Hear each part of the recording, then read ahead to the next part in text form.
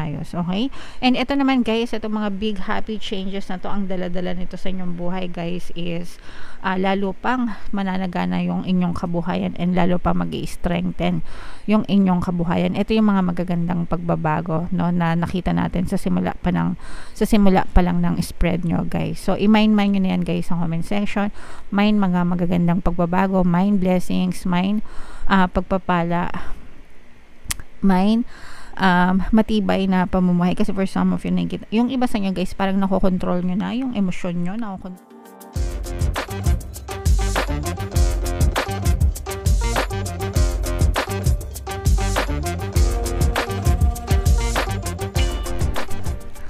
Hello guys, hello Aries, welcome back to Pinoy Pixie Tarot. Ang pamagat ng episode natin for tonight is second quarter kapalaran para ngayong April to June mga kapixie para sa Aries, Sun, Moon, Rising, Sign, and Venus.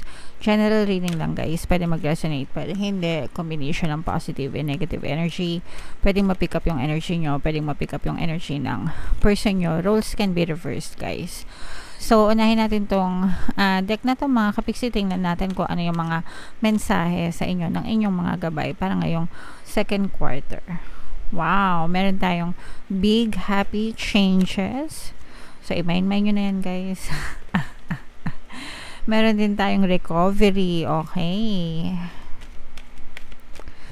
And last one, meron tayong compromise. So, napakaganda ng mga message para sa inyo guys. Salubungan nyo itong mga magaganda, mga malalaki at mga bonggang pagbabago sa inyo ngayong second quarter.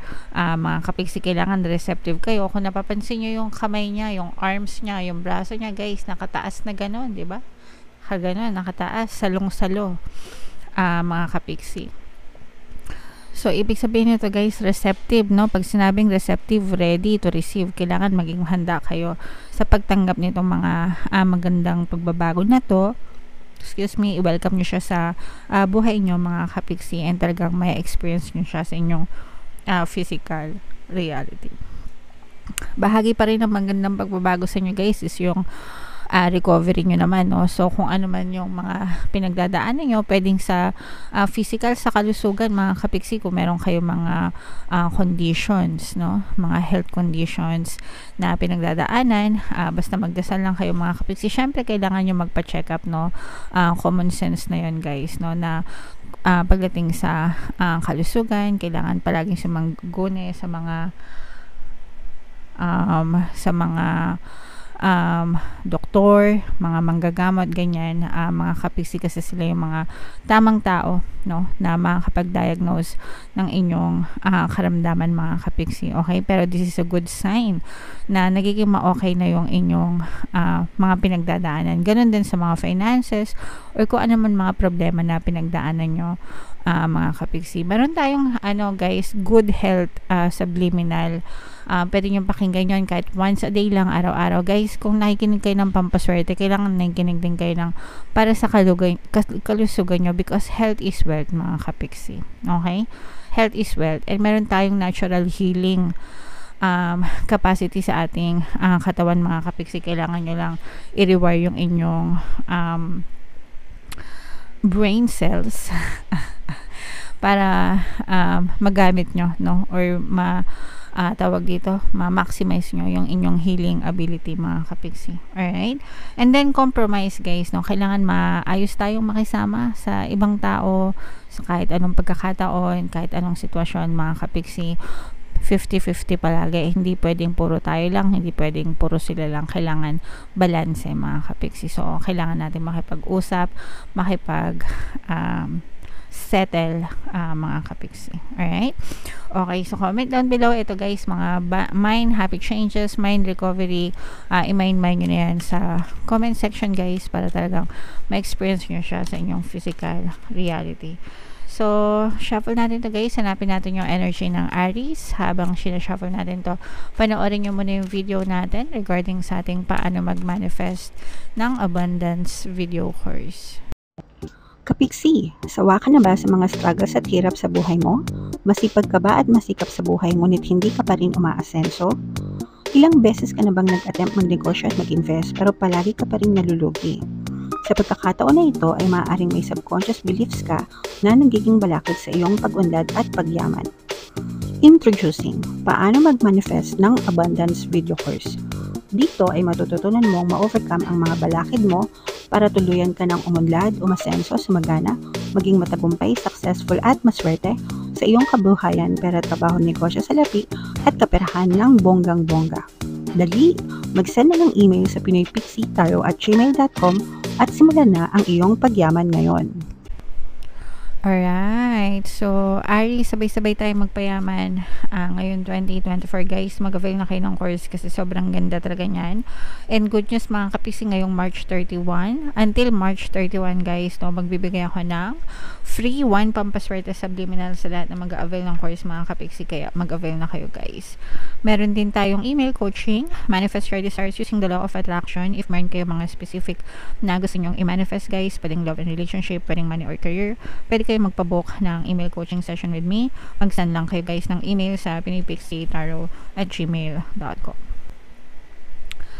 So, Aries, guys, kayo ay represent ng King of Wands. Itong spread na to para sa April, guys, no? Pero mamaya yung para sa May, mamaya yung para sa June. Pero itong reading na to, guys, anytime naman from April to June, pwede nyo siyang ma-experience, mga kapigsi. So, dito, ito yung positive and negative, no? Meron lang konting negative kasi meron tayong nakikitang konting pag-aaway dito or konting competition.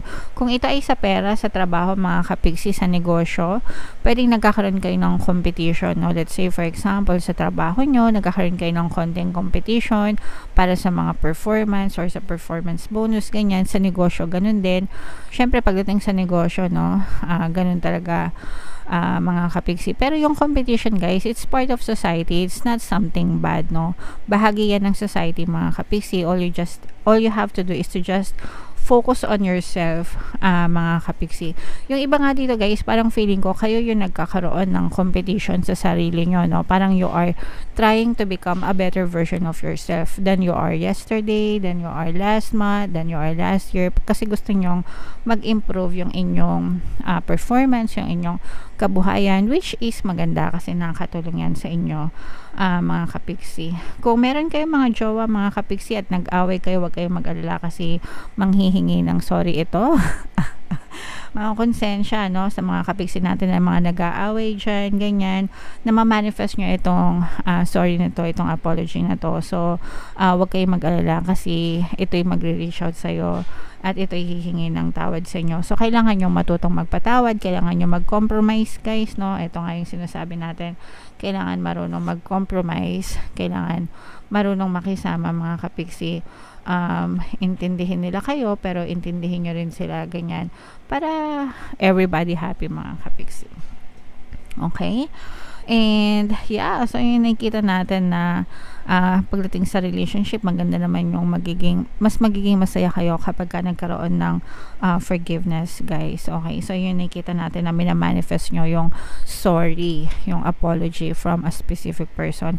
Meron tayo, guys, pampakonsensya subliminal, no, para manghingi sila ng tawad sa iyo, at saka yung pampasuko na subliminal, kung ang inyong mga pinapasorry is mga jowa nyo, partner or specific person. Okay, so pampakonsensya at saka yung pampasuko subliminal, magandang combo yan, guys, kung gusto nyo talagang makahingi sila ng tawad sa inyo. So eto, guys, grabe ito, blessings ito, mga kapigsi. I-mind nyo na yan, diba? Mga magagandang pagbabago, mga blessings sa buhay nyo, lalo pang grabe. So, ilatag muna natin, guys. Ito yung mga big happy changes na nakikita natin. So, for some of you, pwedeng no? Pwedeng ito'y blessing in disguise kasi for some of you, parang nagkakaroon kayo ng konting problema, konting gusot. I'm sensing this is more on trust issue with a specific person. Earth sign energy, Capricorn, Taurus, Virgo, mga kapigsi. Parang nagkakaroon kayo ng konting conflict with this person, konting issue pagdating sa trust, sa tiwala, guys. So, pwedeng sa kaperahan ito, pwedeng sa relationship. mga kapigsi. Okay, so yan yung nakikita natin, konting gigimbal sa inyo, konting magpapasyok sa inyo ngayong second quarter. So again guys, papasok na naman dito yung compromise, no? Kailangan talaga mag-usap kasi pagdating sa relationship guys, kahit anong relasyon pa yan, romantic man, trabaho, or platonic, 'di ba? Relationship, palaging communication yung susi dyan, palaging mag-usap ng maayos, okay? And ito naman guys, ito mga big happy changes na to, ang dala-dala nito sa inyong buhay guys is lalo pang mananagana yung inyong kabuhayan, and lalo pa mag-i-strengthen yung inyong kabuhayan. Ito yung mga magagandang pagbabago, no, na nakita natin sa simula pa lang ng spread nyo guys. So i-mind nyo na yan guys sa comment section.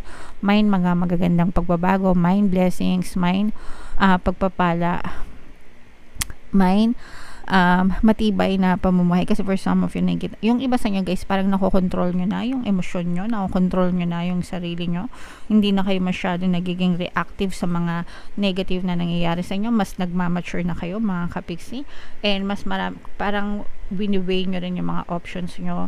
Ibig sabihin, tinitimbang nyo yung mga options nyo, namimili kayo ng mabuti, no? Anong pwede kong gawin, ganto, ganyan, ano mga pros and cons nito. So medyo marunong na kayo, hindi yung kagaya dati, kasi baka yung iba sa inyo parang mabilis magdesisyon, subok dito, subok dyan, hindi pa masyadong pinag-aaralan, and maaaring nag-cause yun ng past failure nyo mga kapiksi. So nakita natin na parang natututo na kayo doon guys, and mas marunong na kayong magdesisyon ngayon. So June naman ayan, grabe, swerte pa guys.